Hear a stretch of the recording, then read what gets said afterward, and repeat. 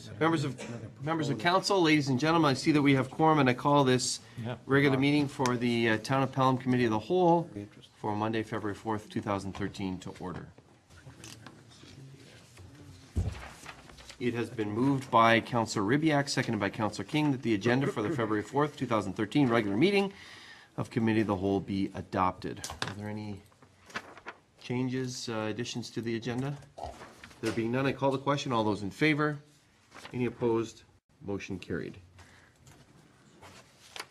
The next item is disclosure of pecuniary interest and the general nature thereof.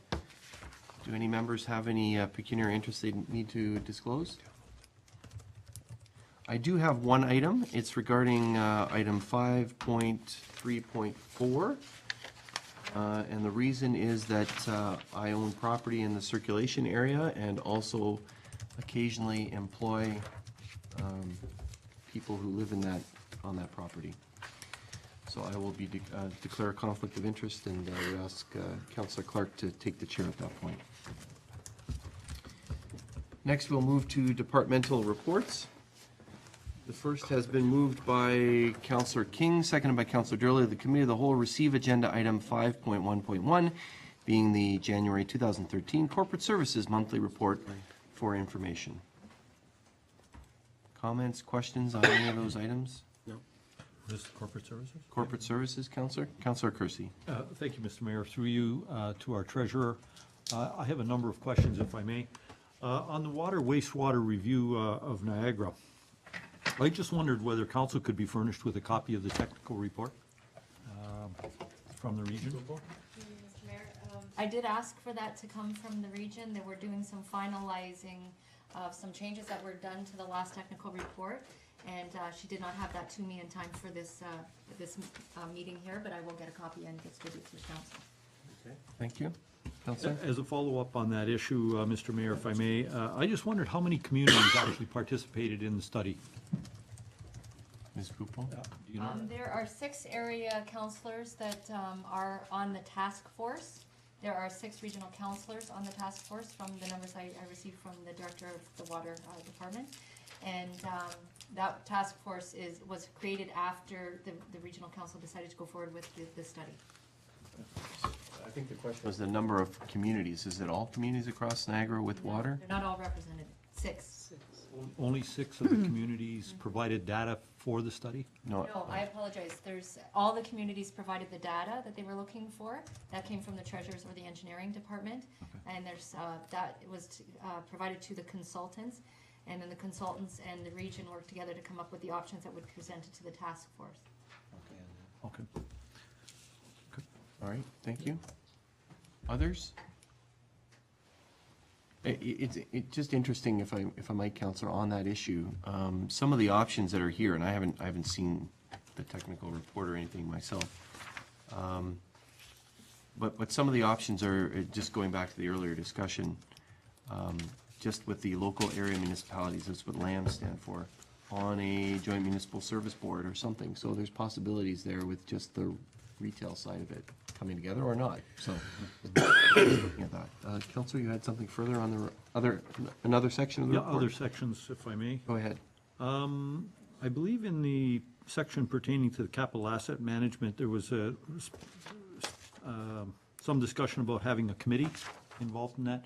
I just wondered who would be populating the committee and how it would be structured. And would it be a committee of council or would it be a working committee of administration? Ms. Pupil? This would be a working committee of administration. These are the requirements of the ministry to come together with this capital asset management plan, and we have many of the facets of the plan already prepared in-house. It's just bringing them all together into a complex or a comprehensive plan for the ministry. Okay, thank you. Anything further, Councillor? Yes. Okay, go ahead. With respect to user fees, specifically with respect to the cemetery, I think that's the next report, or that's a subsequent report, is it not? Yeah, so that's, 513. Oh, okay. so you're looking at 513? I probably am off base. Yeah, so just to the monthly report, I'll call on you first for that. Okay. Anything further on the corporate services report?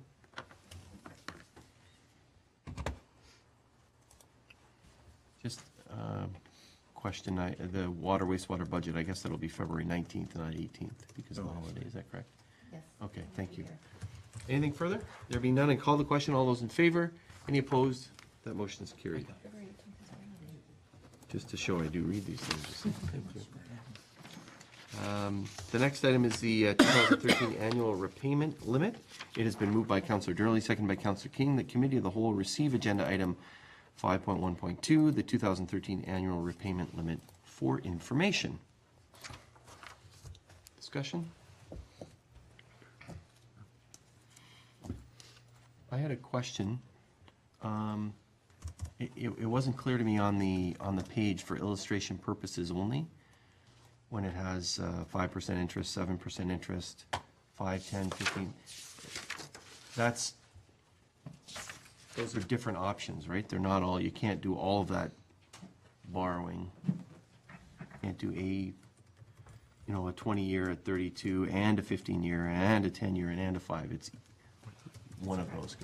For the remaining balance that is available, is just over the 2.6, these are the different types of option funding that you could use. So if it was a 5-year instrument, it would be to fund 11 million, but if it was a 20-year, it could fund up to 33 million. It's looking at the debt payment, interest and principal payments.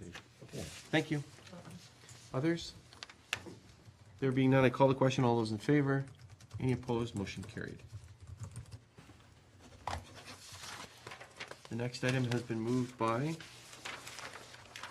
Councillor Durley, seconded by Councillor King, that Committee of the Whole receive agenda item 5.1.3, the 2013 consolidated user fee and charges, and that the recommendation contained therein be approved as follows. The Committee of the Whole recommend to Council that the 2013 consolidated schedule of user fees and charges be approved. Councillor Kersey. Thank you, Mr. Mayor. I had two questions with respect to user fees, if I may. The first one is specific to the cemeteries. If we alter the operation of the cemeteries as a result of research that staff has been directed to take out and report to council out, is it just simply a matter of that issue coming back to council and us repealing the current fees and introducing a new set of fees, or are we locked into these fees for the year 2013 once we pass them? Mr. CAO. Council has the authority to change these at any time, Thank you. Mr. Mayor. Yep, thank you. And the second question I had pertains to building permit fees and the need for the building department to be self-sustaining.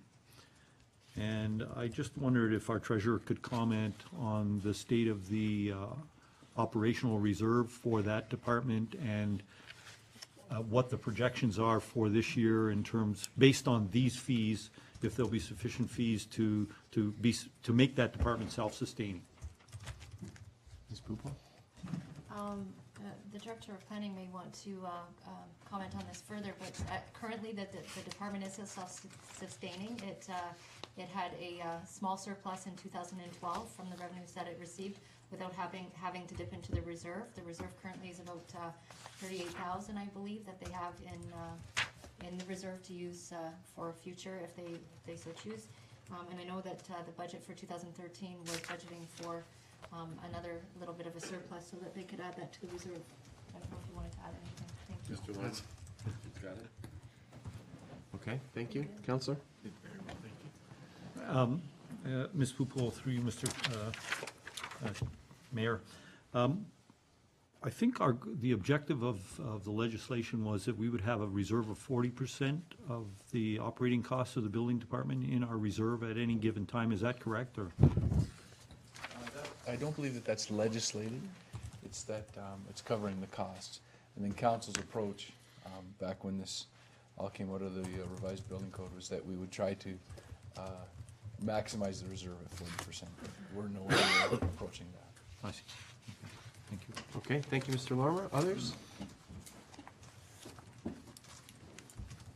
I have a question about the pool charge.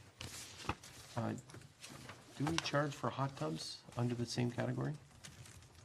Mr. Larmer, I don't know if we can answer that. I cannot answer that.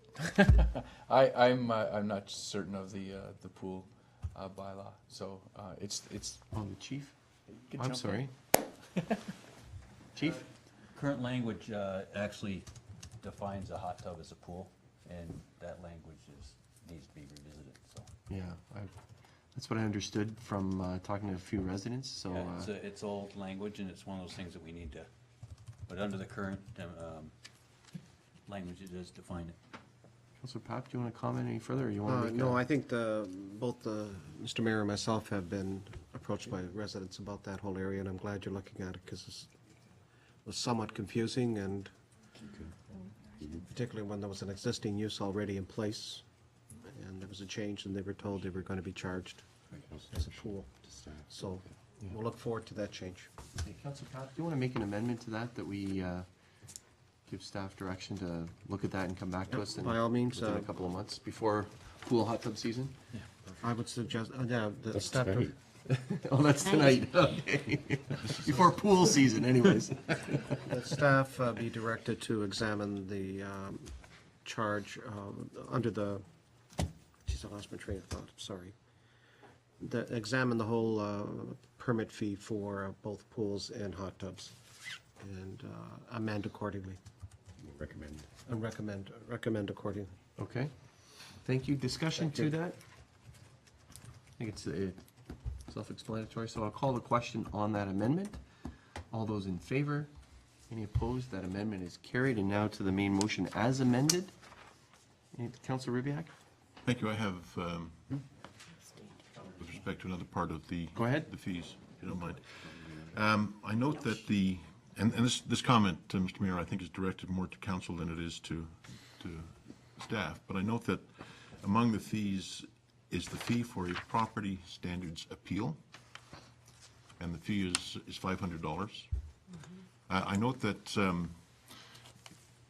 a property standards appeal would occur somewhere within the exercise of a bylaw enforcement exercise. And I'm wondering if at some point we might think about forgiving that fee in cases where appeals are in fact given and approved. That is, where it has been determined that in fact whoever the subject of the exercise was not in breach of a bylaw, that it wouldn't have ended up costing him or her $500 to have found that out. Again, I don't think that that's something that we necessarily want to deal with here and now, but I think at some point in the future it might be worth thinking about that. I think we did hear a delegation indicate to us sometime earlier that there was a great deal of frustration in a bylaw enforcement exercise because part of the problem was the appeal was just too expensive to contemplate. Okay. Mr. CEO, can you comment, or maybe the chief? Mr. CEO? Mr. Mayor, I think that a review of that is perfectly reasonable. It's something that the chief would have to look at and make a recommendation back. Also, I'm not, to be honest, sure about the role of the Committee of Adjustment in this and what role they would play. So that would be another area that we'd have to look at and come back to report on. Because the Committee of Adjustments hears appeals. Correct. Okay. Thank you. So, Councilor, would you like to make a motion that, do we direct staff to review that, Yes, I would make that motion, Mr. Mayor. okay, and come back to us with a report? Absolutely. Okay. Discussion to that motion? You ready for the question? All those in favor? Any opposed? That amendment is carried. Thank you. Others? I have a broad question, which is, if there isn't are all the fees here in this bylaw? If they're not, can we charge anything? Or how does that work, Ms. Pupol? Are all the fees for the corporation in this bylaw? Yes, Mr. Mayor, it is our intent that all the fees are in this bylaw, so it's distributed to every department to include any fees that they would charge and consolidate into one fee schedule. Okay, thank you. Anything further? Then I'm going to call the question on the amended motion. All those in favor? Any opposed? That motion is carried as amended. Thank you. The next item is the monthly report for the Fire Services Department. And it has been moved by Councillor Clark, seconded by Councillor Kersey. The Committee of the Whole receive agenda item 5.2.1, being the January 2013 Fire Services Report for information. Discussion?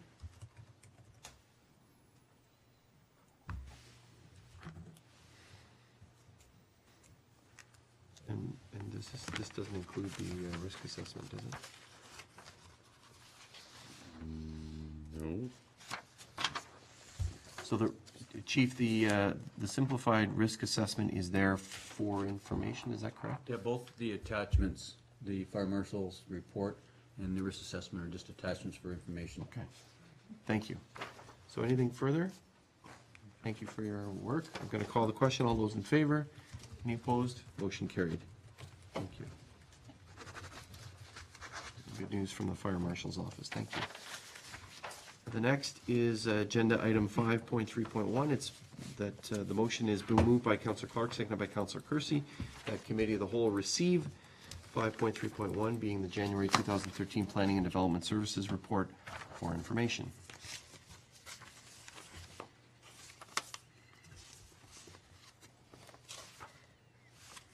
Comments, questions? Councillor Ribbiak? Thank you, Mr. Mayor. I was just leafing down to find it. I know I had a question here, and the question is with respect to the paragraph entitled Constituent Concerns and Issues Arising. And there's a comment with regard to Oak Haven Estates. And I think there's an indication that this is going to be looked at. See if I can get this note open. The appeals, it says fall and winter, and I'm assuming it's fall and winter of 2013. If I could have clarification with respect to that. Mr. Larmer? Could have left fall out of there. The appeals, there's a motion to dismiss that has been presented by the applicant that will be considered by the Ontario Municipal Board early in March. So it should have said just the winter and spring perhaps, or fall and winter. Oh, okay. Yeah, thank you. My clarification was my concern that we would be dealing with this thing at the end of this year, but it looks like we're dealing with it at the beginning of this year instead. That's correct. Thank you. I appreciate that. I apologize for that oversight. Okay, thank you for the clarity. Others? You ready for the question? All those in favor? Any opposed? Motion carried.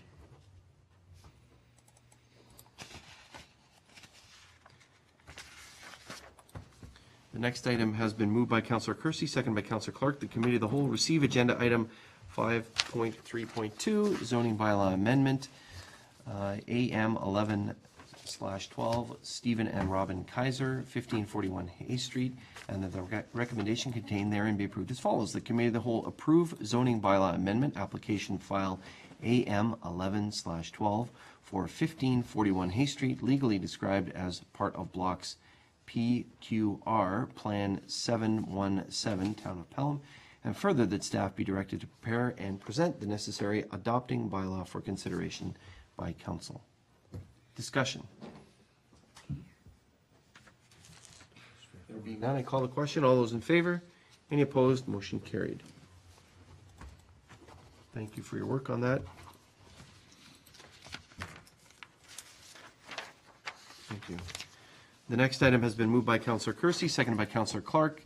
That Committee of the Whole receive agenda item 5.3.3, zoning bylaw amendment AM/12, Sobeys 110 Highway 20 East, and the recommendation contained therein be approved as follows. The Committee of the Whole approve zoning bylaw amendment application file AM 1012 for 110 Highway 20 East, legally described as part of Lot 13, Concession 7, Registered Plan 25. Is that AKA Plan 717? NKA? Now known as Plan 717, Town of Pelham, and that staff be directed to prepare and present the necessary bylaw, adopting bylaw for consideration by council at such times as the parties present evidence of a signed agreement for mutual access. Discussion. Councillor Kersey, and then Councillor Papp. Councillor Kersey. Thank you, Mr. Mayor. Through you, first to our Director of Planning, Mr. Larmer, could you advise council as to the status of the negotiations with reference to the joint access? Mr. Larmer?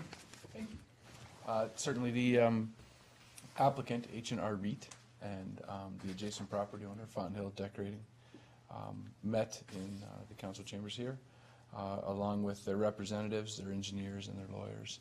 And they agreed in principle to enter an agreement. Since that time, both parties' lawyers have had an opportunity to have a back and forth, and they have agreed to move forward with a binding agreement. I suggested to both parties that I would seek a recommendation or a decision from council to approve, but that the bylaw wouldn't be presented until such time as the agreement is actually signed by both parties, and they both consented to that, so that's why the matter is before you tonight. Okay, thank you. Councillor? Well, I'm pleased that in this particular instance, the parties are working together and trying to resolve this joint access. I'm just a little bit concerned about the fact that we as council are injecting ourselves into a business relationship negotiation and holding up a development that might have otherwise proceeded without superimposing that. So I guess the question is, let's suppose that at the 11th hour, the deal between the two of them falls apart because their two lawyers are, they like to disagree and want to disagree. And so consequently, no deal is forthcoming. Both of these developments can fall off the table because of that condition. The proposed development where the Fountain Hill Paint is, and also the development that's been forwarded by the people that own the property where Sobeys is, because we've made it conditional upon them entering into that agreement. So if they don't enter into that agreement, we have to start all over again, or where do we go from here? I guess that, I'll phrase it as a question. Mr. Larmer? To this point, both parties have been cordial and have agreed on the exact terms, and I have correspondence to that effect from both parties. If the H&R REIT comes back and says, listen, it fell apart, we've done all that we are able to reasonably do, then I would bring forward another report to councils, updating you on the status, and at the same time presenting a bylaw that would allow the zoning bylaw to be amended, and we'd proceed on that in that way. When the adjacent property owner expressed interest in the application that night, council, everybody was nodding their head that they would like to see the matter resolved if possible. So we've moved forward on that basis, and there has been absolutely no issue between the two parties. Good to hear. Councillor? Well, as I said at the opening of my remarks, I'm pleased that in this particular instance they are. But I'm just concerned about setting a precedent that we would make a business relationship part of a zoning amendment application or dependent on that. Now, if it's a different story, if you Certainly. came to us and said, as planning and traffic people, it is in the best interest of the traffic pattern entering onto Highway 20 and the region imposes a sole entrance, that's a different story than saying the two parties must negotiate before any of these applicants go ahead. Can you comment on that, please? Certainly, that was the real issue. I mean, we weren't saying, oh, okay, this guy wants something, so we're going to negotiate, force the applicant to negotiate. Our new official plan has a policy in there that says, when you're considering new development on a regional road, opportunities to consolidate accesses should be sought. Right now, the access to Fountain Hill Paint and Paper is not ideal. Now, it's essentially a low-volume traffic operation right now, so there isn't much of a conflict. Mr. Baxter and his partners are intending to further develop that site, which would raise more concern from the region in the proper operation of Highway 20 in such a way that they would probably restrict access to right in and right out. And that was Mr. Baxter's concern. And his father, when he had owned the property, had expressed concern to the previous property owner, and there had always been a willingness to cooperate, but nothing was actually documented in paper. So there is a legitimate planning issue that if it was appealed, if council approved the Sobeys application and it was appealed, there would be something that they could be hanging their hat on. So it's not that there's no planning issue here or no engineering issue, there is. So if this is an opportunity to deal with both concerns, then we take that opportunity. Thank you for that clarity. Appreciate that. Thank you. Councillor Papp, further? Councillor Kersey has addressed my concerns. Okay, thank you. Others?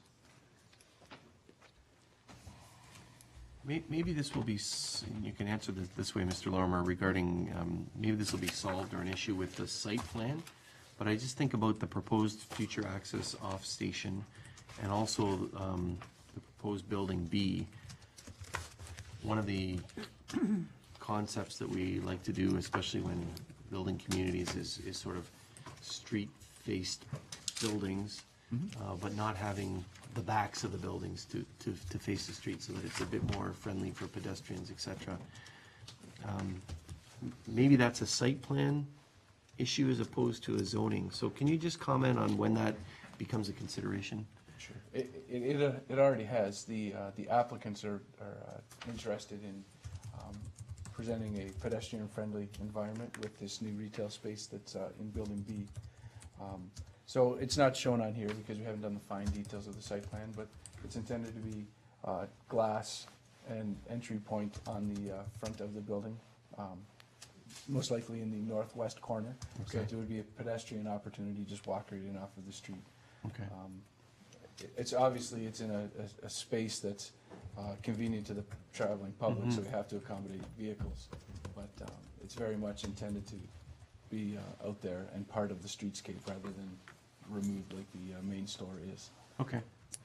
With respect to the access to Station Street for the Fonthill Paint and Paper, that will be addressed in a separate application. They don't have an active application in front of us. Okay. Thank you for the clarity. I appreciate it. Thank you. Anything further from members of council? There being none, I call the question. All those in favor? Any opposed? That motion is carried.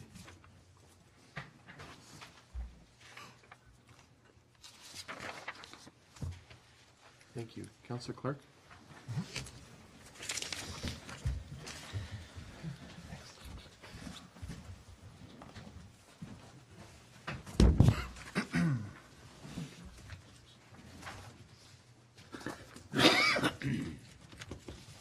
Okay, the next item is a motion from Councillor Papp, seconded by Councillor Kersey, that the Committee of Whole receive agenda item 5.3.4, application to amend temporary use agreement, Paul and Audra Zamora, 820 Canberra Road, and that the recommendation contained therein be approved as follows. That Committee of the Whole approve the request of Paul Zamora and Audra Zamora to amend the temporary use agreement registered against the title of 820 Canberra Road.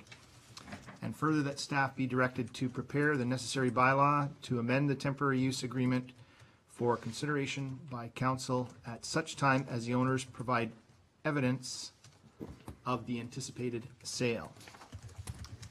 Comments or questions? None? One question, Mr. Chair, thank you.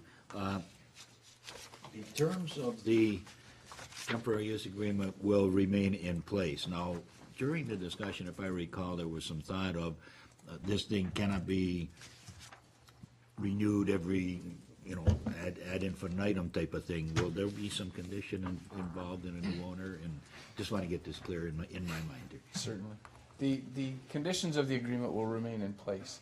There was no ultimate time limit given, although it was anticipated that the agreement would expire when the residents no longer required use of that space. The agreement is specific, as I mentioned in the report, to Mr. Minchin and the late Mrs. Minchin. Now, there are new property owners. The Zamoras have the application, or the property for sale, and their prospective purchasers are also interested in a similar situation. Now, the people that I have talked to, and there have been a number of parties that have been interested in the property, have indicated that they would like to establish that on a more temporary or a more permanent basis, so that if they can assume this application, by the time this bylaw or before this bylaw expires, they would bring applications to amend the official plan and the zoning bylaw to allow a second dwelling unit on the subject lands. So there's there will be a follow-up to this application to just amend the agreement. Thank you. Any further questions or comments? Okay, call the question. All those in favor? Those opposed? Carried. Okay, guess we can get the mayor back. Thank you.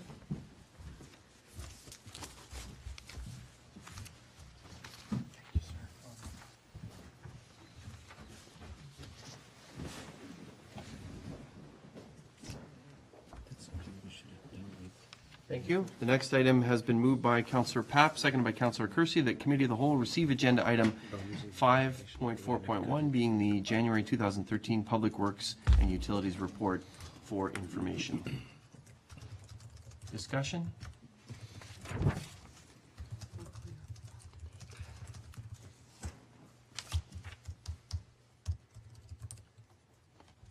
No discussion. Mr. Mantle, we had a little discussion here on Friday morning about parking in the, or Thursday morning, I guess, about parking in the downtown. And it's in your report about the accessible parking on Pelham Street being moved. Can you elaborate a little, or I don't know if that's the chief or you? It says it's been moved or installed at 1423 Pelham Street. Yes, in discussion with the chief, we relocated it one space farther north. It didn't fit at the location. It didn't have the appropriate clearance. There was, I think a tree was in the way. Okay. Thank you. It's, the property owner was quite surprised that it was all of a sudden being moved and there's no discussion, or he stated to me that there was no discussion that it was being moved, and he often uses that space for loading, unloading. This is in front of the hardware store downtown. Chief, do you have further insight? I met with Lloyd today, and yeah, he does have some concerns. The unfortunate part is the one spot south of that, you need, for that space to be compliant, it has to be 154 inches wide to enforce. It isn't that wide, there's a tree in the way. So if we're going to post a sign on something that's not valid, it's not, so we had to, that was the next space available to meet that guideline. We are going to come with a compromise. I met with, like I said, I met with him today. I'm going to talk with Al, and we're going to work something out there that doesn't impede his business there. So. Okay, thank you. Very pleased to hear that. Thank you, Chief. Thank you. And then, unless nobody else has other questions, I have another question just about the report, Mr. Mantle. It says about Christmas decorations and banners were removed from the downtown core. I don't know if this is a question for you or for Ms. Van Ravensway. Do we have banners that we will be installing, seasonal banners, installing in those locations? Who wants to take that one? They're both looking at each other. How about if we get a 1-2 punch here, I'll Mr. take Mantle? that one. We're looking into some replacement banners, something that may communicate the personality of the community. Comfort maple banners, something along those lines. Okay, so look forward to receiving more information about that. Okay. Thank you very much.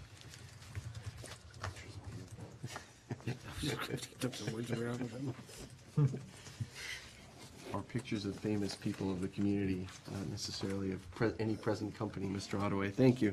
Going to call the question. All those in favor? Any opposed? Motion carried. Maybe the James Bond theme. That's what I think.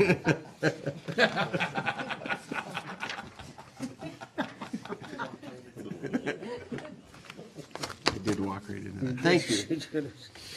The next item has been moved by Councillor Durley, seconded by Councillor King. The Committee of the Whole receive agenda item 542, Pelham Distribution System 2012 Summary Report for information purposes. Comments or questions? Councillor Kersey. Thank you, Mr. Mayor. Merely a comment, and then maybe one fine, small little question.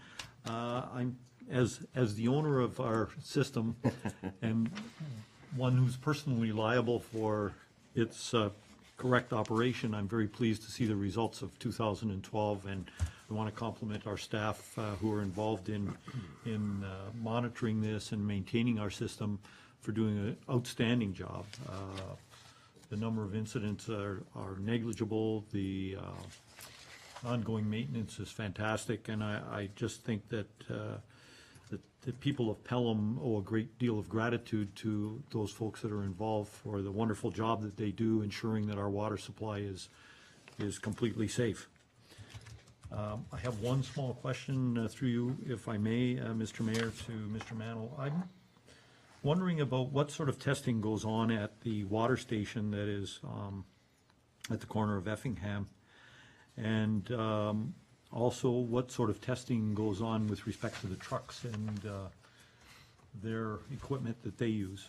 Are we involved in that process, or does our liability and responsibility end at the point of having the water come out of the spout? So this is the bulk water station? Yes. Okay, at Canberra and Effingham. Mr. Mennel? Yeah, we do the microbiological sampling at that loading station, and there's what's referred to as a backflow preventer on that site. So it prevents any water that may be contaminated in the tanks of the trucks from flowing back into our system. The town has no jurisdiction over the trucks, so we don't sample or test the vehicles that take the water from the site. Thank you. Somebody wants to add to that? Who wants to add to that? Ms. Pupel? Just on that, dealing with the Niagara region, they have now started sampling the trucks and making them conform to the proper requirements for carrying water. The inside of the cabins are tested, or the potable holders, and also the hoses are tested. They provide a report to us, and if there's any variances from being compliant, we can refuse access to the station. That is just started, and it's just coming into play now, where we'll start getting the reports where the non-compliant vendors are accessing the site. Okay, thank you. Councillor? Thank you, Mr. Mayor. And we can address the question through you to either party. At what point does our liability end? Is it at the point that the water leaves the nozzle before it enters the loader's pipes? Or does our liability to our citizens for ensuring safe water continue as through the distribution system, which is now a tank on the back of a truck? Mr. Ottaway? Thank you, Mr. Mayor. Our liability ends when that water exits our facility, and that's it. After that, it's regulated by the region. I see. Okay, thank you. Okay, thank you. Good questions. Others? Certainly, thank you, Councillor, for the kudos to staff, and I'm sure all of Council agrees with you as well. Thank you, staff. Yes, Councillor Durley. Just one thing that the treasurer did say, the region, I imagine, is through public health that is now testing the carriers. And it was mentioned that we have the right to refuse to load one of these that may not be compliant. I'm just wondering if in fact we're not responsible and not liable for any of that, what jurisdiction do we have to do anything about that? This is something call on Ms. I'm a bit Ms. confused Pupel? about here. Can you provide clarity? There's no regulations over the water, the trucks that are used to carry water. The region has started, as Councillor Beatty indicated, they'll be working on tattoo parlors and nail parlors and so forth. But they started with the potable water trucks first around the municipalities, and it's really just it's up to the municipality whether they want to participate. And for us, in discussion with the engineering department, or the public works, department, it was determined that we can refuse access to those trucks because they have not been compliant with making sure that they're. So it's just one step further for our residents. We, in discussions with our insurance company, it ends at our water station, but just for extra insurance to our residents, we can confirm that yes, these trucks have been secured by the region as being safe for potable water use, and that's how we're operating. Councillor? Just by virtue of having the ability to not fill one of the tanks, does that open a liability window to us? No. No? Okay, I just have some concerns in that Okay. area. As long as it's clear, bang, that's it. Even though we've assumed that we will not allow non-compliant trucks to fill, that has no bearing whatsoever. Mr. CAO? No, I think, Mr. Mayor, it would be the reverse. If we knew there was an option to protect the public and we didn't do it, we certainly could be liable. So it's a matter of us doing everything that we can to protect the public safety, and that's exactly what we're doing, working with the region. Okay. If one slips through the tracks, or through the cracks, we're not liable. but we will do our best to make sure that it's okay. That's correct. Okay, thank you. Sounds like that's the reason for working together with the region, as opposed to saying no. Yeah, that the region oversee. That's, Councillor Pap, do you just want to comment on that? Well, there's another example of joint responsibility. There's exactly what I was saying before. And, you know, it's a perfect example. Because they've started, and if I may, Mr. Mayor, be interested to see if 5 or 6 months from now, if there were any that were turned down, you know, if they were rejected because they were not compatible to carry potable water. It'd be fascinating to see, you know, how many incidents of that occurs. I'm very pleased to hear that. I mean, this whole water issue, all we need is one mistake. And but from the more positive, it's just there's a sign of joint cooperation like that. That's a perfect example. All right, thank you, Councillor. Thank you. To this point, Councillor again? Go ahead. Thank you, Mr. Mayor. I just want to, I'd like a little bit of clarity.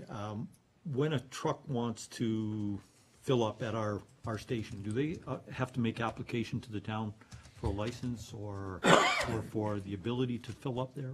Ms. Pupel? Yes, they fill out an application here, it's sent to the Public Works Department, they check the pictures of the truck or the backflow that they have on the truck and so forth, and then we're given, our role is just to actually fill the card. But because the region's been working with most of the Treasury departments in this, because we're the ones that fill the cards for the compliance measure. But I can tell you through the region, the process that they're doing is they went out and assessed the vehicles, and then they had a certain amount of time to fix things, especially if they weren't really issues with the overall safety of the water, but just things that they could do some housekeeping on their vehicles. They were required to do that as well. So we've had very positive, with our own vendors, very positive responses to what the region's requests are, and haven't had any issues with anything that's non-compliant for non-accessibility. Okay, thank you, Councillor. Could we not make that then, to answer perhaps Councillor Durley's concern, make it a matter of policy that, and have it stated very openly on the application that we will not issue whatever you call it, the right to fill authorization to those trucks that are non-compliant, or make in a positive vein that they must provide the town with certification from the region that they are fully compliant with the regional needs. Mr. CEO? Thank you, Mr. Mayor. To respond to the councillor's request, I would recommend that council direct that policy be developed and put on the agenda of the next Policies and Priorities Committee for council consideration. Councillor Kersey, will you so move that? Okay, thank you. Any further discussion to that? Do you have that?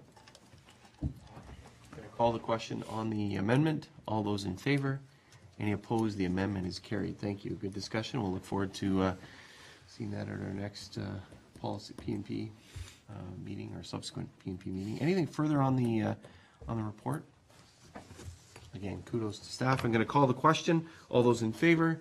Any opposed? That motion is carried. Thank you.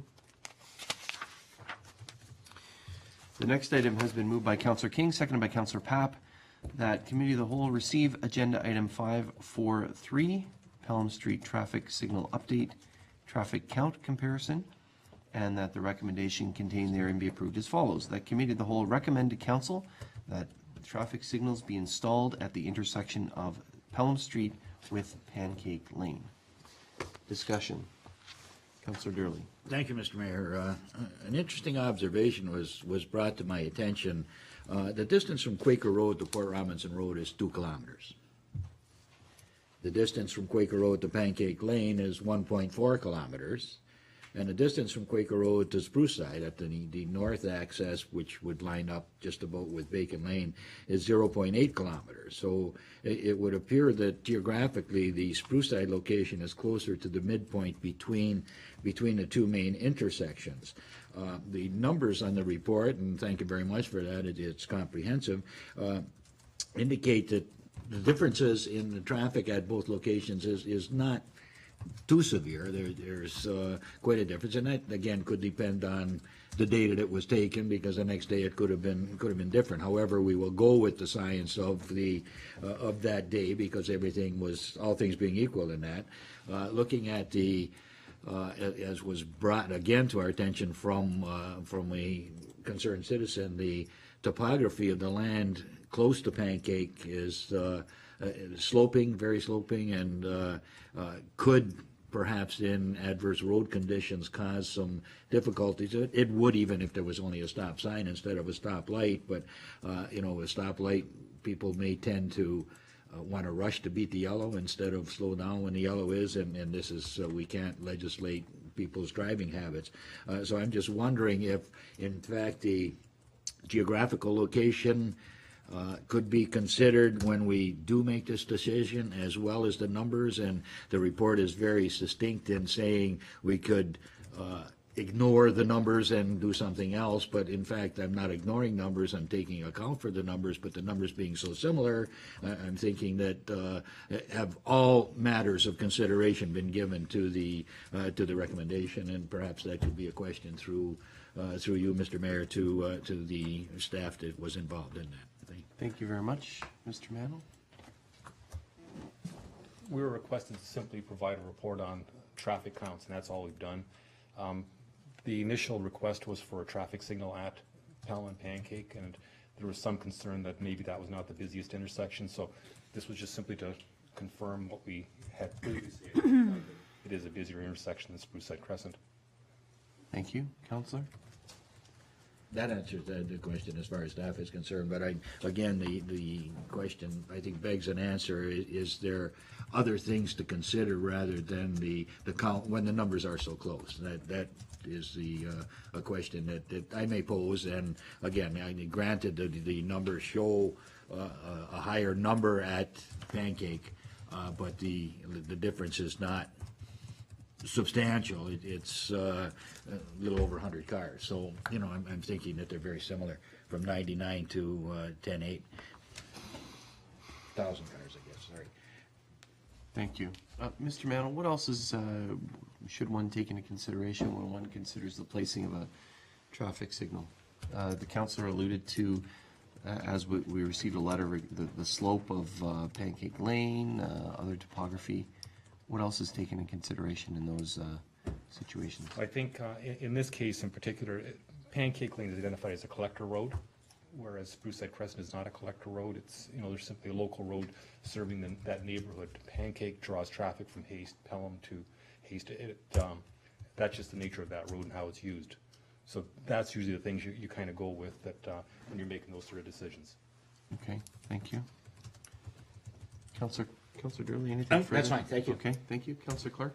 Not that I'm for a stoplight in any particular point in this time, but further to Councillor Gurley's comments is like Kunda Park is basically at the end of John Street, and I'm not sure how many homes are slated for there, and I think there's also some further development that when you look at the roads here, it's going to come out John Street, which is opposite of Pancake, so the number is most likely going to go up at that intersection rather than at the Spruce side where it's already all built out.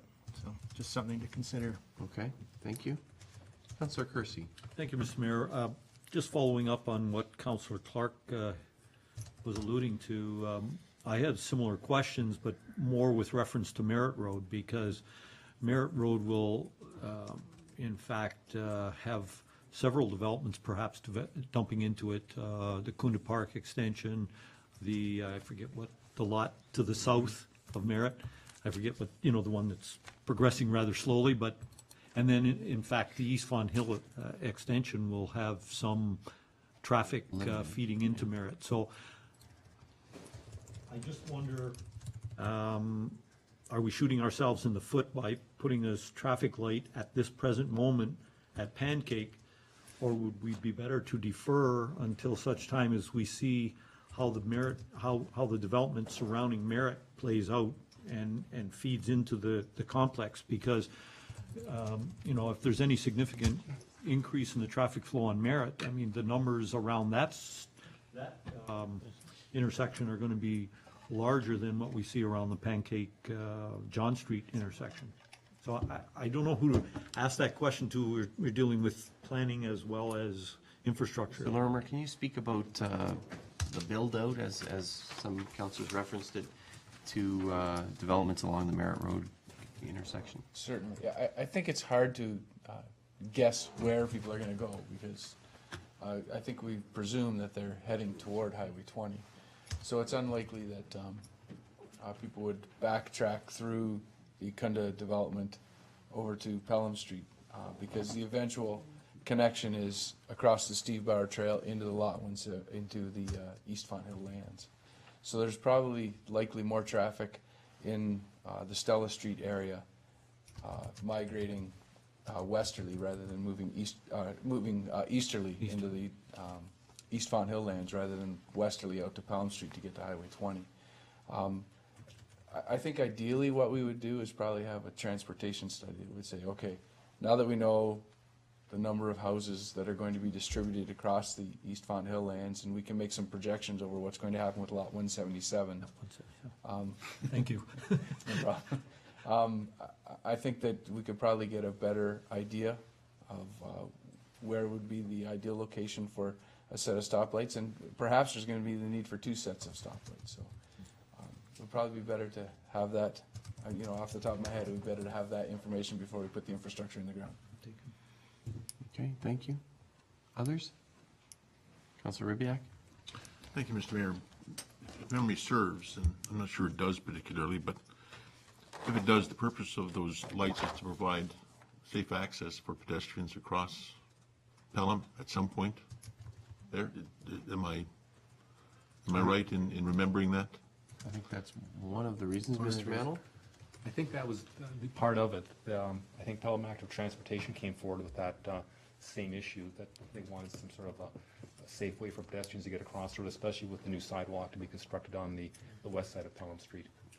Okay, if I can just interject, my understanding as well, Mr. Mantle, is that we did have a traffic study of Pelham Street, and it was R&R or whatever, Richard, that did the study, and it called for traffic signals in this area. Is that not correct as well? That's correct, yes.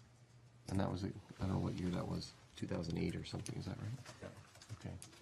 So there's, it's not only pedestrian safe access, but it's also traffic in this area. So I don't know if the councillor wants to see that, that particular report. I accept that those objectives are the right ones to be satisfied with the decision around traffic signal lights and their location. But it does occur to me in listening to the discussion that in fact, based on the numbers, I think Councillor Durley is correct. It really, 6 of one, half dozen of another, based on current traffic. Future projections might indicate that Pelham Street would prove to be the better location. But I think the issue around the safety of pedestrians is kind of immediate. It's now. And I would want us, I think, to be careful not to make the need to make the perfect decision forestall us from making a good decision. And I would say if the recommendation is based strictly on the criterion of numbers of the moment, then Pancake is probably as good a location as any for the moment. May probably serve us into the future, but if, as has been suggested, there may even be need for more traffic signals as population increases greatly sometime in the distant future or medium future, then that decision could be made at that time. I would suggest we just go ahead and make the decision based on the information that's here, because I think it'd be a good decision and it would serve the purposes that were identified for the decision in the first place. Okay, thank you very much, Councillor. Councillor Kersey? You've spoken to it already. Councillor Pat? Taking consideration, we did do a traffic study in 2008, and not only, and no question, building a sidewalk on that side would add safety concerns. And also notwithstanding that, observing and having traveled that many, many times a day, and the concern over the vehicle and how they enter and access that four-way area, I'm of the impression, unless there is some technical evidence that suggests, and I'm probably not saying it properly, that if there's engineering or technical evidence that says we should be locating it somewhere else, and I'm hearing what Councilor Durley is saying, but I'm very comfortable putting the signal up at Pancake in that area. Having it just, and it's not I say it without prejudice, just watching what takes place there and how people cut in and out of there, I certainly don't think it would hurt anything to put a signal up there. Just too many frequent times that I've witnessed, even as today, people just ignoring stop signs. just going through even on major roads like this, and I'm supportive of the recommendation that we move ahead with signalization at Pancake and Pelham and John Street intersection. Okay, thank you, Counselor. Others? Counselor Kersey? Thank you, Mr. Mayor. I have two questions to help me crystallize my thoughts on this. Number one, through you to Mr. Mantle, did the 2008 study, traffic study, take into consideration future developments such as Kunda Park, Lot 177, East Fawn Hill lands, and the impact that they might have on the traffic patterns on Pelham Street? Mr. Mantle, can you recall? I can't recall that, no. Can't recall. Okay. Secondly, Mr. Mayor, also to Mr. Mantle, would you have some idea what it would cost to have that study revisited and updated to 2012, taking into consideration those things that I've cited? Mantle? Again, I really couldn't tell you, like, we would request prices for that sort of work, and, you know, depending on the scope, we may expand the scope to examine other areas of the town. In light of that, Mr. Mayor, I'd like to make a motion that this matter be referred back to staff, that the traffic study from 2008 be reviewed, and that prices be sought for updating the 2008 traffic study be sought, and a report back to council be brought with Okay, respect so to the motion is to refer this matter back to staff to bring forward the information about the 2008 traffic study and to get pricing on what it would be to update that study. Is that correct? Yep. Okay. Discussion to that, I guess, amendment? Councilor Ribbiak? I'd be interested in knowing how long it would take from now to the time that we would be prepared to make a decision on, I repeat, is an issue that's happening now. Mr. Mantle? Mr. CEO? Mr. Mayor, I couldn't answer that question without talking to people doing the work to get an estimate on the time. I don't expect it would take that long, but I think it's a question we would have to ask because we're not the ones doing it. Thank you. Councilor? Weeks, months, years? I would suspect Ballpark. probably months. They are traffic engineers, so I'm skeptical right from the outset, but we'll do our best to work with them. Seems long. Councilor King? Just for my own clarification, in 2008, that was 5 years ago, there was a recommendation made that signal lights Yes. be installed. Yes. 5 years later, I just need it clarified why we would be revisiting this when we can see that there are volumes of traffic in this intersection. We all observe that travel along there, the incidents that nearly occur.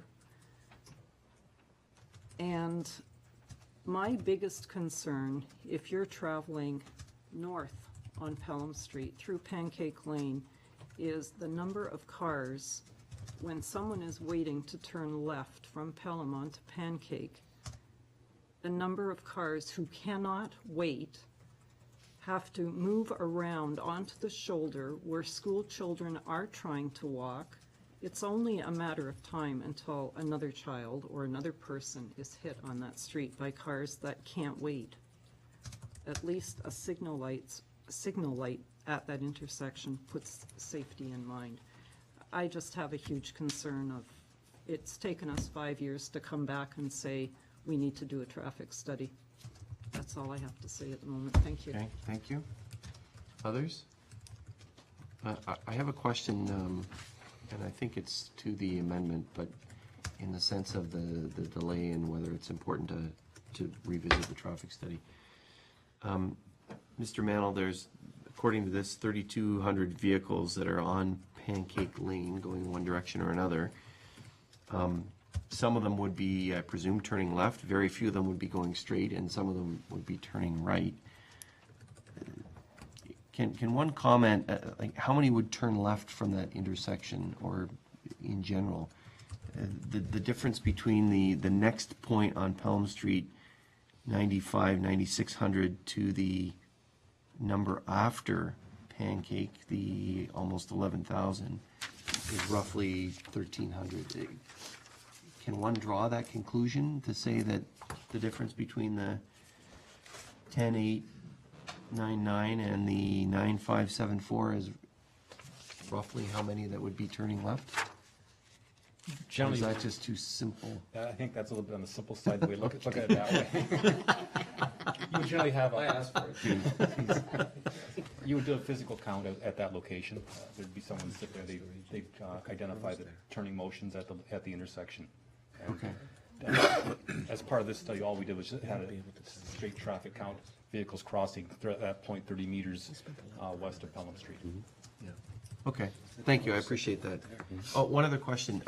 Merritt Road, is that a collector road or like Pancake? That will be a collector, yes. It will be collector? Okay, thank you. Anything further to the amendment, which is to refer it back to staff to get an update on the traffic study and see how much it would cost to update that? Going to call the question on the amendment. All those in favor? All those opposed? The amendment is lost. And now to the main motion. Any further discussion, amendments to the main motion, which is that committee of the whole recommend to council the traffic signals be installed at the intersection of Pancake Street, or Pelham Street with Pancake Lane? There being none, I call the question. All those in favor? All those opposed? The motion is carried.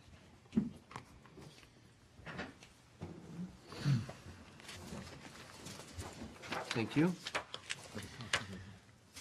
The next item has been moved by Councillor Ribbiak, seconded by Councillor King, that committee of the whole receive agenda item 551, being the January 2013 Recreation, Culture and Wellness Report for information.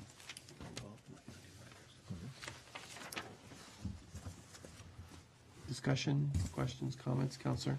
Thank you, Mr. Mayor. Article 1 under projects, the Communities in Bloom Committee had at their meeting, we did a how might we, and it was facilitated by Chief Limburner, who did an excellent job. I was fortunate enough to be present to give him the little bit of assistance that probably made the day go just a bit better.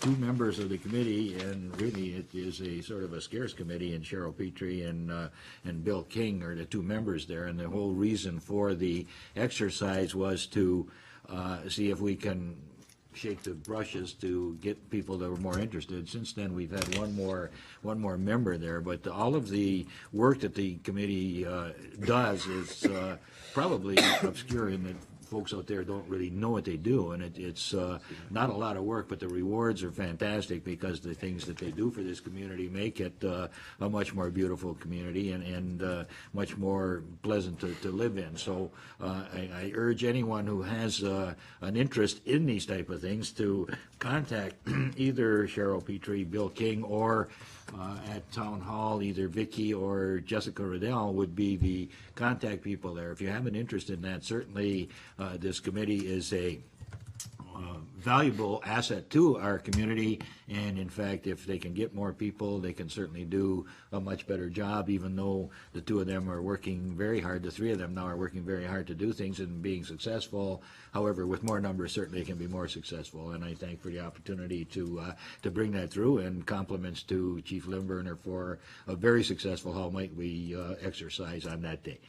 Thank you very much, Councillor, for your report and for your involvement in that as well, and to those members of the committee and their service. Others to the report? Councillor Pap? Very quickly, through you, Mr. Mayor, to Director Vicky, the Christmas in Pelham, is it, and I like the direction you're going. I think it's, I'm just curious, is the intent also to continue to ask local businesses to perhaps this upcoming year donate, and maybe those who said the PBA donate as well as us financing at the town? Is that the intent? Ms. Van Ravensway? Yes. We will be working with the business community as well to expand and hopefully have more involvement with them. Councillor? perfect. I'm very happy to see, because it's something that us collectively as a community should be contributing to. Secondly, the South Coast Tourism Association, I appreciate you being involved in that. And do we know at some point when we think as a municipality we should be participating? Is there some sort of timing on this, or are we still far away from determining what's going to be mutually benefit to us? Is that still up in the air? Ms. Van Ryden? Through you, Mr. Mayor? Okay. Right at the moment, we're participating in workshop through the Ministry of Tourism, Culture, and Sport. And that should be complete by the end of February. Okay. And that's when a report will be coming back and. Thank you. Thank you, that's fine. Okay, thank you, Counselor. Others? There being none, are you ready for the question? All those in favor? Any opposed? Motion carried. Thank you very much for your work and for that report. The next item has been moved by Councilor Ribbiak, seconded by Councilor Kane. The Committee of the Whole receive agenda item 561, being the January 2013 Clerk's Department report for information. Discussion. Councilor Kersey. Thank you, Mr. Mayor. I just had a question, two questions, if I may, with respect to the sidewalk cafe policy. I wondered if there was some time projected and when we might expect that policy to land before council. Madam Clerk? To respond to the councilor's question, the policy is, I have been reviewing various policies throughout the province. The policy is well underway. I'm just at the application process. We will then need to review it with members of staff and some of the interested parties. I hope to bring it to P&P in February at the next meeting. Thank you. We're getting close. Go ahead, Councilor. Thank As you. a follow-up question, Mr. Mayor, through you to our clerk, I wondered whether there might be some consideration when you're looking at this policy if other types of businesses and other types of uses would be looked at in conjunction with the same policy, such as if there were a sidewalk sale and the businesses wanted to roll out into the boulevard and use that space as well, so that we could have one policy that would have different sections dealing with different types of business use in that space. Madam Clerk? Through you, Mr. Mayor, yes, we have been exploring those opportunities by reviewing some of the other policies in place, and that will form part of the discussions with staff. Thank you, Madam Clerk. Thank you. Thank you. Others? Councilor Ribbiak. Thank you. Just to satisfy curiosity, I wonder if the clerk might indicate for the note on pensions commissioned, 8 asterisk. Can't find the note of the asterisk. Oh. I'm wondering what it is. I apologize, that got dropped from the last report. That just means we only started tracking those partway through the year. Gotcha. Thank you. It's not something that we charge a fee for, so it wasn't tracked historically. Thank you. Okay, thank you for the explanation. We'll look forward to that and others. Anything else? I'm going to call the question. All those in favor? Any opposed? Motion carried. Thank you for your work. Madam Clerk. The next, it has been moved by Councilor King, seconded by Councilor Drollia. The Committee of the Whole receive agenda item 562, being the January 2013 Chief Administrative Officer's Report for information. Discussion, questions, comments? Councilor Ribbiak. I have two items. The first is with respect to item 15, Environmental Protection Bylaw. I read with great anticipation that it will be ready for the next P&P meeting. Mr. CEO? I have every indication of that, Mr. Mayor, and I did speak with legal last week, who reaffirmed that they would have it ready in the time frame they've committed to, so. Okay, Great, thank you. terrific. Councilor? Terrific, thank you. I appreciate that. The other is with respect to item 16, the skate park. And I note with interest that there is going to be a stakeholder advisory group. And I'm looking forward, I guess, to an indication that among the stakeholders will be some of the skaters, particularly those who made presentations. And hopefully they will help find the most useful location for their use. Mr. CEO, can you elaborate, please? Yes, Mr. Mayor. To answer the councillor's question, I met this morning with Carrie Pupo and Vicky and Al to discuss next steps in the process. Just to give you a bit of a bigger picture overview, Aviva has provided us with the documents at this point to proceed with accessing the grant dollars. So there's work on their end. The way that it works is they hire a third-party administrator to administer the grant, who we are now in contact with and working with moving forward. Carrie's been given that information, and she'll be the one quarterbacking it and getting responses from Al and Vicky as required. That will be sent off, and then that will lay the groundwork for how we move forward with progress payments and all of that sort of thing. Aviva's indicated to us that they would like, ideally, the project to be completed for September and ribbon cutting ceremonies planned. They indicated that they may be interested in bringing CTV back because they would like to kick off their 2014 campaign with the opening of the park. So it's given a bit of a goal there. It's quite aggressive, I guess you could say. So in order to get to that point, this morning we talked about a number of different fronts that we're going to have to kind of manage. One would be getting the input of the stakeholder groups, and it's certainly including the skateboarding community. Benita Reel, I understand, has indicated that she would like to be a part of the committee, so that's great news.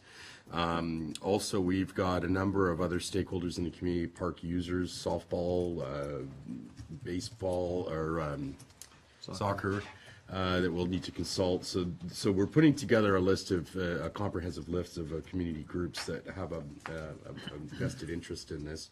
And what we will do is we will do a How Might We session with basically a map. Here's the facts. We know we have this land available that would fit a park. How might we determine where this park would go? And what we'll do is we'll set up some criteria that will evaluate that selection, and we'll work through the creative problem process with the group to come up with a united recommendation that will come back to council for approval. Concurrent with that process, we're also going to tender ASAP to recruit a design firm that would work with us through that How Might We process to give us some of the criteria, but also to expedite the tendering and the design process. So the second role of the stakeholders advisory group will be to help work with the design firm to tell us what components they want and need and desire in a skate park, and we'll be using that input.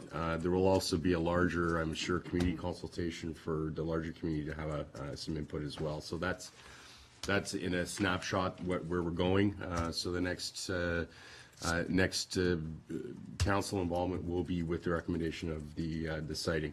I should also maybe suggest that if council is interested in being involved in the How Might We process, that you certainly could appoint a recommended councillor to participate in that as well. I think that may be a productive addition to the team. Okay, thank you, Mr. Seow. Councillor? So I take it the decision of a location needs to come pretty quickly if construction is going to be completed by early September. What's the timing? Timing? Mr. Mayor, we're working to notify stakeholders as of tomorrow, getting their participation, getting that group formed, and we'll be working to get the How Might We session off the ground as quickly as we possibly can, because, yeah, timelines are aggressive, so it's not something we're going to sit back and wait. Thank you. Thank you. I'd just like to comment as well that the Mayor's Youth Advisory Council has kind of a small working group that is interested on this. It's been on the long-term goal list for a number of years of the MEAC. You're on the list, Mr. Mayor. Pardon? Your group is on the list, Mr. Mayor. Oh, excellent, good. Thank you. Council's group, but thank you. They're Good. We'll get somebody for All that. right, thank you. Others to that point? Councillor Papp? Well, I'm very, very pleased that all-inclusive, all stakeholders, that as both Councillor Kersey and myself, are just, and get a pro to help you, because there's people out there that could help you expedite it fairly quickly, know the stuff, and they know how to put this together, because that is aggressive. Get the land, get it designed, get it built. That's like 7-8 months. So kudos to you, and I trust that you will engage those kinds of expertise, technical expertise. Thank you. Others? Okay. Anything else on the CEO's report? Councillor Kersey? Thank you, Mr. Mayor. I had 2 points to ask the CAO about. One is fairly simple. Could you expand under the UCC heading, urgent care, what the Health Link strategy is all about, and how it's going to impact on the go-forward strategies for healthcare in our community? Mr. CEO? Thank you, Mr. Mayor. To answer the councilor's question, I have no clue. Well, now we know. And I Thank you for your candor. Obviously, the Ministry of Health made this up. yes, we understand that this is so new that we don't know exactly what it entails. Other than to say that the LIN indicated, and there was an announcement from the minister with regards to the formation of health links, which are sort of geographical areas that provide service. So there would be a health link sort of region within the LIN, of which Pelham would be included. So it's sort of the direction that they want to go to provide holistic health care to a, sort of a location, a district, if you will. So I don't really have a lot of details on how that works. As you know, Dr. Bushy, the mayor, and the Allen Group and others met with the LIN to discuss this, and it was something that came up. We left the meeting, and I can tell you that Dr. Bushy indicated, well, I'm not sure what that means, but that's the direction they're going. It's brand new. So we'll wait and see how that rolls out. But it does appear at this point the ministry is moving in that direction, and that the LIN is moving in that direction, and through that presents great opportunity for us for the medical arts cluster that we're looking at. Councillor, just to add to that, it was something that the Ministry of Health announced in mid-December, and so I think a lot of people missed it.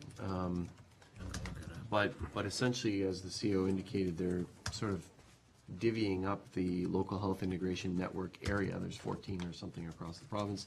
They're kind of looking at different clusters across the LIN, the local health integration network, as areas that can work together and make sure that those areas at least have services across each. Our understanding, and I think it was indicated in the meeting with the LIN, with Ms. Cripps, is that we would be in a section or an area that conceivably, they're saying sort of Pelham, Welland, Port Colborne area in general. But we haven't seen any details of mapping or what that looks like. Ms. Cripps was quite interested in the mapping that we provided in terms of our location, proximity to existing facilities, proximity to new facilities, or proposed facilities, hopeful facilities like the Southern Hospital. So I'm sure the CEO will continue to update us as more information becomes available. And again, all this may change depending on Who's the minister? Whether there's a new Minister of Health or the same Minister of Health on the 11th is announced. And some of the other issues are, like number 7, the CAME and the area of natural and scientific interest. There may well be a new Minister of the Natural Resources, so it may have impacts. Thank you. I have another question, and Anything else? I'm just going to see if any other councillor wants to comment on number 12, the Urgent Care Center, or questions about it. Okay, go ahead, councillor. last question I have, Mr. Mayor, pertains to the dog park. I'm rather confused about this issue and the position that this council has taken with reference to the dog park. Are we still interested in proceeding with the dog park and having a dog park? I guess I'm still in a state of confusion with reference to that. I didn't know whether it had fallen off the table or whether we are still proceeding. Let's get some clarity, Mr. CEO. Thank you, Mr. Mayor. To answer the councilor's question, the council will recall going back several months now. There was direction given to my office with regards to this based on a report that I had submitted with a possible location for a dog park and pursuing that project. Council's direction was to go back to the region and determine the land and the ability for us to use that land for a dog park and report back. It has moved at a rather slow pace, but the last conversation I had a couple of weeks ago with the regional director of waste management indicated that the region was prepared to move forward with the project. They supported the idea that they would potentially have funding to help get it off the ground, and that what they were going to do is conduct a site visit of the former landfill site, because there's monitoring wells in the ground So they needed to verify whether or not use as a dog park would interfere with the monitoring well operation. And once that had been determined, that we would have a face-to-face meeting with regional staff to start to work out the details. Once there was a land use agreement that had been drafted, I would then return back to council with another recommendation indicating or fulfilling the requirement to return with a solid answer with regards to the land. So that's where that project stands right now. Thank you. Counselor? I guess my next question with reference to that is through you to the treasurer. Do we still have monies earmarked within the budget for Yes, the it is still dog earmarked. park? Madam Treasurer? Yes, we do. Is it in capital funding from 2012, is that So correct? we've just carried it forward? Yep. Yeah. Okay. So ultimately, once we get all this information, then we'll decide whether we're proceeding or not. Right. Okay. CEO? Sorry, Mr. Mayor, just a small addendum to my comments, and that is I've been in fairly consistent contact with PAWS, which is the Pelham Dog Association, who's been very active in lobbying for this. So I can report to council that they've certainly been keeping this issue in the forefront of my attention. Okay, thank you for that. Counselor Papp, same issue? No, I got a conflict, no. No, I'm Okay, gonna wait, I'm gonna wait I till. thought you wanted to comment. You put No, your- I'm gonna wait till, Okay. we get all the information back. Anything from the else on that issue? Anything else on any other issues? Thank you, Mr. CEO, for your report. I'm going to call the question. All those in favor? Any opposed? Motion carried.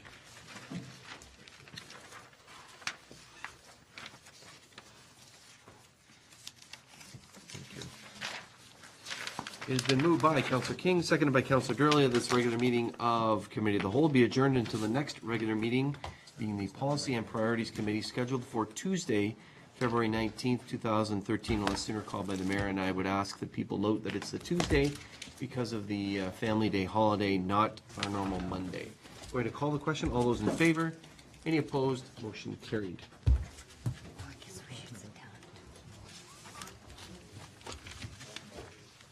This meeting is adjourned. Then we are returning to the Yes. Yes. Briefly.